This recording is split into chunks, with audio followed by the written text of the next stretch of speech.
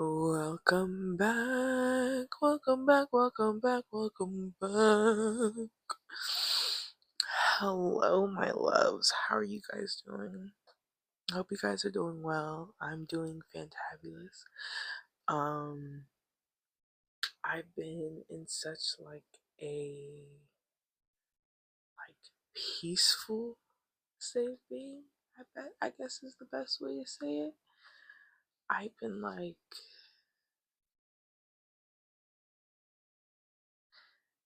don't know. It's kind of like a convergence of, if that's the right word, of, I don't know, the boldness that I used to walk in, like the boldness and spirit I used to have, especially as a teenager, 'cause in the church. And you could just see like how I was just so free to be myself and how vocal and how I feel like for a long time I shrunk myself and I made myself feel as if I had to be compact in order to be comfortable in spaces where I was learning how to maneuver in. But I'm learning that I was made exactly how God wanted to make me. And I should take nothing but pride in every aspect of myself, especially when it comes to how bold and audacious my personality is. If God didn't want me like that, He wouldn't have had me like that. My ability to be myself, regardless of any space that I walk in, is because of my confidence in God and the woman that He's brought me to be. The person that I am today is so bold and audacious because I have seen life in so many scenes, in so many fonts, in so many ways that I can't help but be grateful for where God has brought me from and where He's bringing me to. And because of that, I can be so bold and audacious, and how grateful I am not only to Him but in the experiences that He graces me with.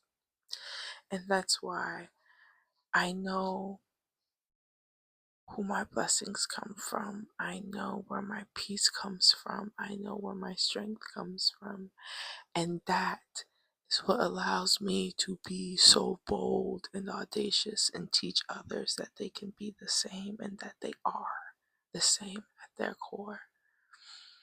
I'm so grateful for who I am because who I am allows others to understand that who they are is exactly who they're supposed to be, wherever they are in their journey. And honestly, welcome back TTP. I just jumped right into it. But yeah, I had a full transparency, had like a 10-minute video I recorded before this. And I was just getting back to it because it's been like a month since I last posted because life's been a lot. I've been trying to be a big girl, put my big girl drawers on, and handle things like a big girl should. And I'm really proud of myself and how much I've grown as a young lady, as a woman, and the strength, the strength that I've had. I'm just so proud of me. And honestly, you should be proud of you too. If you haven't heard it from anyone today, I just want to say I'm so proud of you. I'm so proud of you because this life can be so hard, bro. Waking up, having to go through your daily life like the world isn't on fire all around us.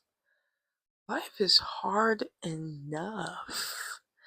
Life is hard enough.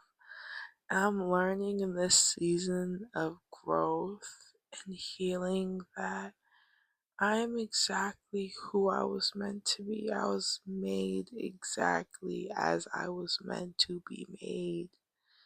I've been through everything that I was supposed to go through. I've seen and heard all the things that I should have to now understand the lessons that I need to be victorious in the rest of my life. I no longer see the situations that I go through as anything other than lessons. I've learned to be a student in life because the only way to continue to allow God to mold and mature me and who I'm meant to be is to allow Him to teach me who I am in every stage of my journey.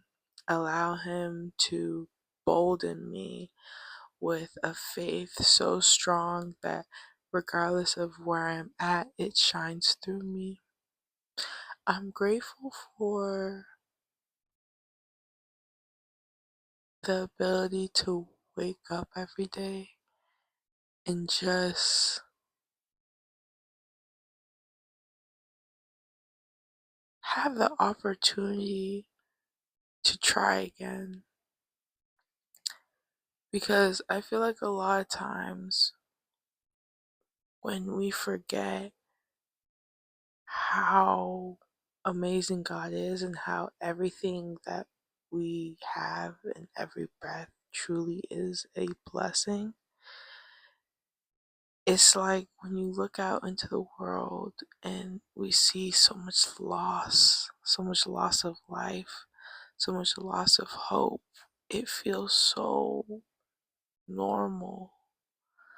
Like, it's crazy to me that we all walk around day to day as if there aren't children in Congo being forced to mine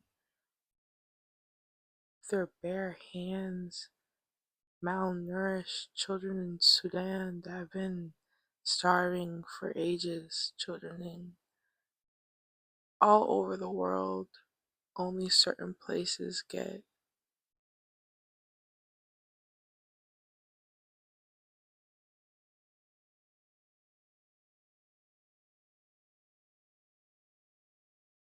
the viewage, the grace, the sympathy, the empathy that they deserve.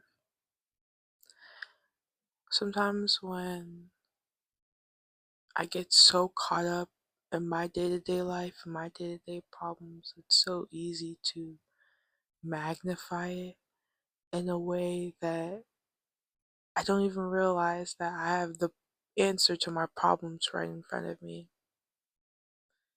And then I think about people who the answer to their problems lie in the hands of those that couldn't care less. They haven't eaten in days. So to me, a lot of the small first world problems that people have, that I have, it just seems so minuscule. And that's not to say that the things that we deal with in our day to day life has no value in comparison to the suffering of others, because that's just not true. The things that we deal with, we have a lot going on as well. But being that I've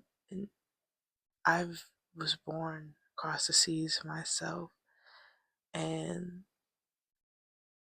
my parents worked so hard to secure our future, their future.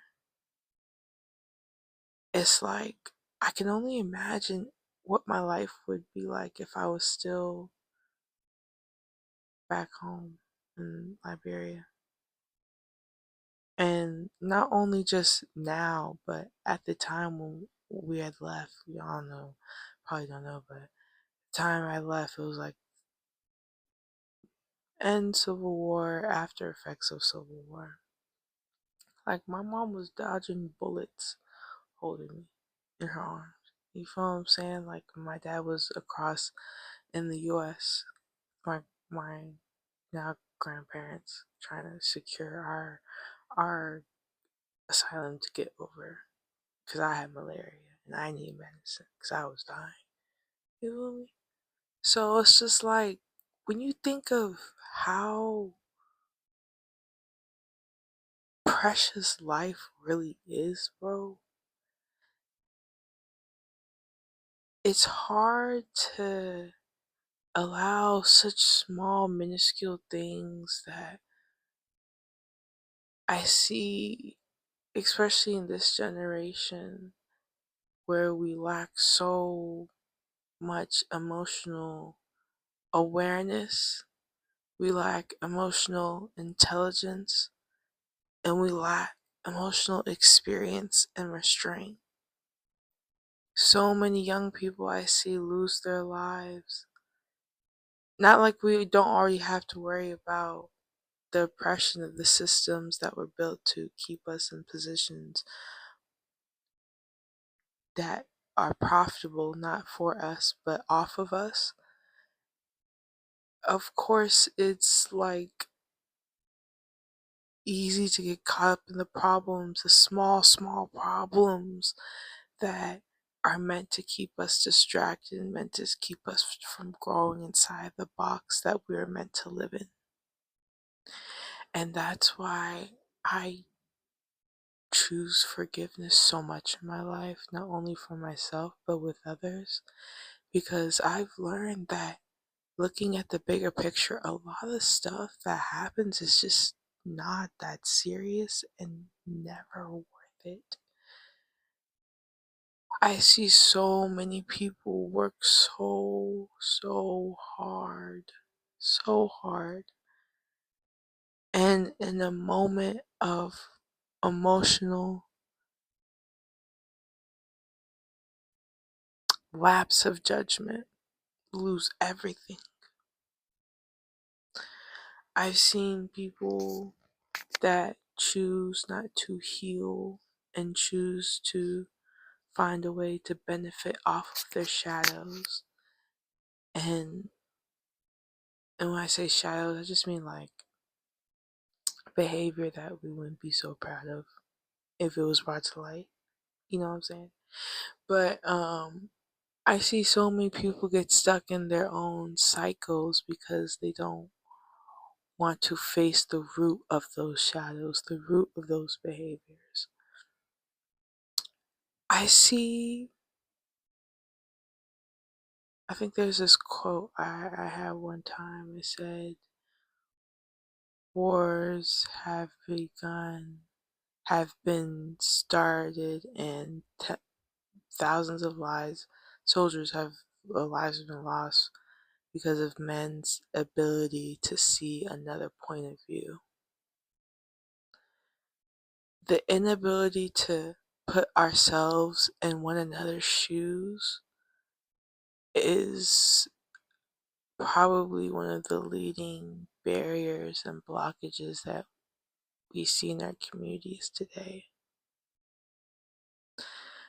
A lot of the control that is allowed to be had over us is because we're so busy fighting one another that we don't see what's keeping or who's keeping the flame about.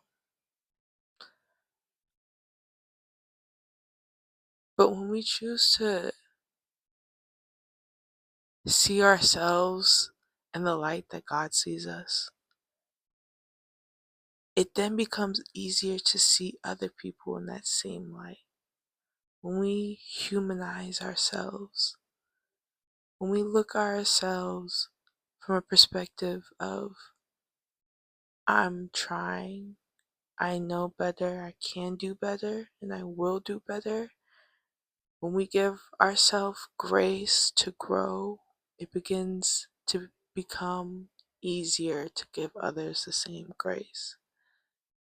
And as cliche as it sounds, the verse in the Bible that says that love covers a multitude of sins, God didn't die for just one person. one type of person. God didn't die for the person that sinned only 10 times in their life as opposed to the person that sinned 10,000 times. Okay? God died for each and every one of us. Or Jesus died for each and every one of us. God gave his only begotten Son for each and every one of us. And the more I learn to check my own ego because I feel like there's a very big difference between self-righteousness and righteous indignity, right? I was just cracking a joke about this not too long ago because I was just like, even God loves a little righteous indignity. Like Peter got ratchet. Keep it a bug. Peter got a little ratchet when it was needed. Like Jesus had to keep him in check. You feel me?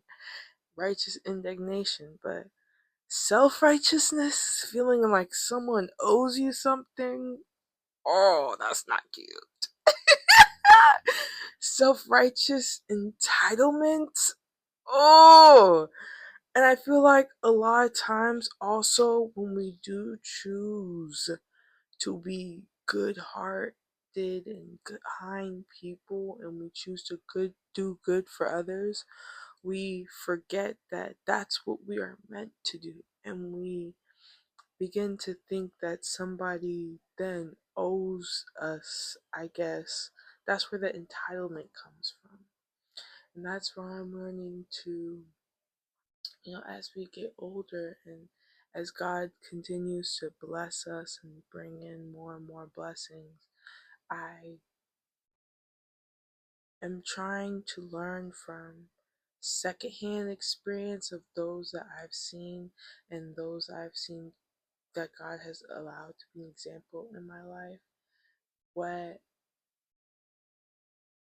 I can be if I choose to grow in my relationship with Him genuinely, in terms of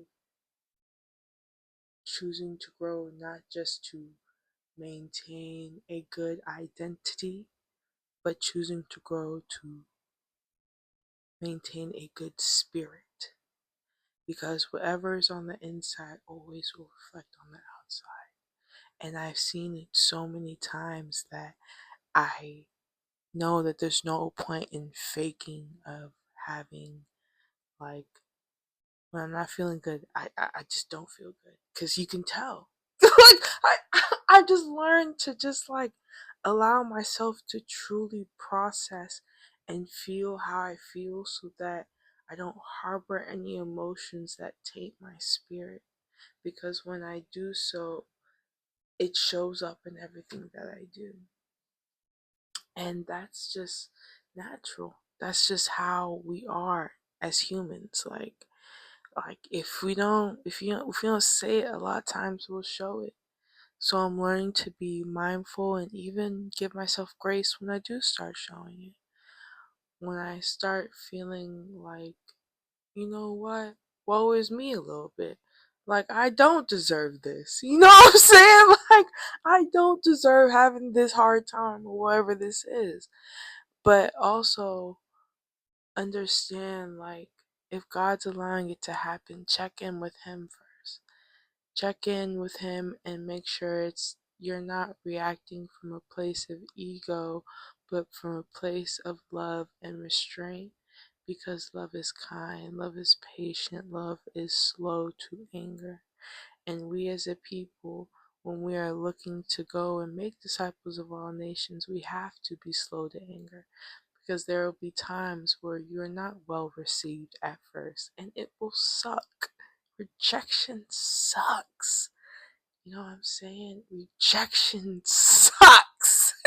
Especially for me, someone that's a little bit more sensitive to it, because but um but I'm still learning to push past how I feel and understand what my mission is.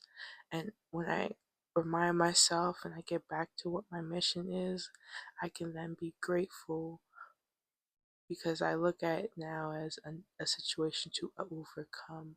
God has given me a problem that He will also give me a solution, but I must first go to Him so that I don't feel overwhelmed, that I don't feel like it's something that I can't get past, because a lot of the small situations that we have in our lives can make us feel like we can't get past it, to make us feel like we can't overcome this hurdle, to make us feel like we can't connect, and that there's this blockage in this brigade that we can't come over. But a lot of times, especially when it comes to dealing with other people and just ourselves, communication, not only communicating with God, but communicating with those that you may not always understand offer it.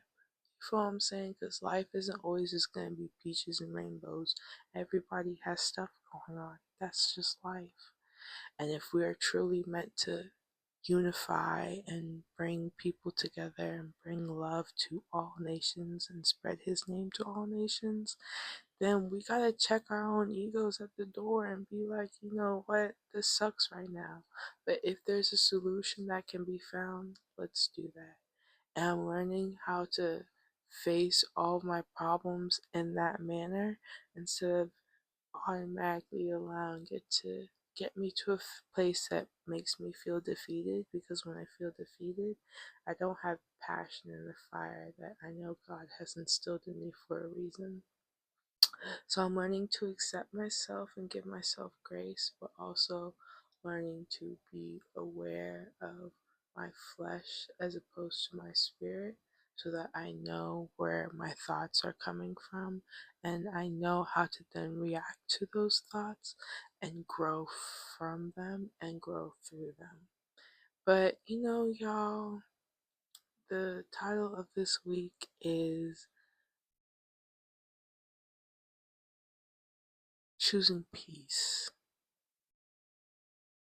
Choosing peace. Choose peace in your day to day life. Choose peace in your day to day interactions. Choose peace when it comes to your pain. Feel your pain and find peace in your pain. Because when we don't, we allow our pain to control us. And no one likes showing up as the version of themselves that isn't really them. So continue being you, continue loving you, continue giving you grace, because you deserve it, you're allowed it, and it's what keeps us going. We're human, we are learning, we are growing, and by God's grace, we're going to get to where we're supposed to be. So I love you guys. Stay blessed, stay up, stay prayed up, and stay out these streets. God bless.